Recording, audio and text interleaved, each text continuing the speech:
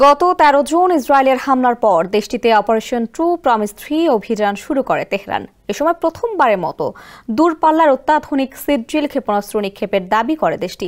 এমন অসংখ্য অত্যাধুনিক ক্ষেপণাস্ত্র ইরানের হাতে আছে বলে দাবি করা হয়। এছাড়াও দেশটির কাছে সব মিলিয়ে ২ থেকে ২.৫ হাজার ক্ষেপণাস্ত্র রয়েছে বলে সম্প্রতি ইসরায়েলের সামরিক বাহিনীর একজন ঊর্ধ্বতন কর্মকর্তা দাবি করেছিলেন। যদিও তার এই দাবির গ্রহণযোগ্যতা নিয়ে সংশয় রয়েছে, কারণ ইরান কখনো সরাসরি জানায়নি তাদের কাছে কত সংখ্যক মিসাইল মজুদ রয়েছে।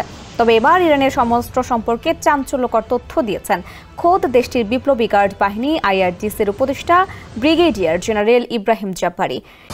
Original product, best service and best offer. Your right choice, Transcom Digital. ইরানের আধা সরকারি সংবাদ সংস্থা মেহের নিউজকে দেয়া এক সাক্ষাৎকারে জাব্বারি বলেন, শহীদ জেনারেল হাজিজাদেহ একবার বলেছিলেন, যদি ইরান, ইসরায়েল এবং যুক্তরাষ্ট্রের মধ্যে যুদ্ধ হয় তাহলে তারা যদি ২ বছর ধরে প্রতিদিন তাদের দিকে ক্ষেপণাস্ত্র নিক্ষেপ করা হয় তাহলেও তাদের সম্পদের অভাব হবে না। জেনারেল ইব্রাহিম জাব্বারি আরও বলেন, বর্তমানে ভূগর্ভস্থ গুদাম, ক্ষেপণাস্ত্র শহর এবং স্থাপনাগুলো এত বিশাল যে তারা এখনও তাদের দেশের বেশিরভাগ প্রতিরক্ষা স্থাপনা এবং কার্যকর ক্ষেপণাস্ত্র প্রদর্শন করতে পারেননি।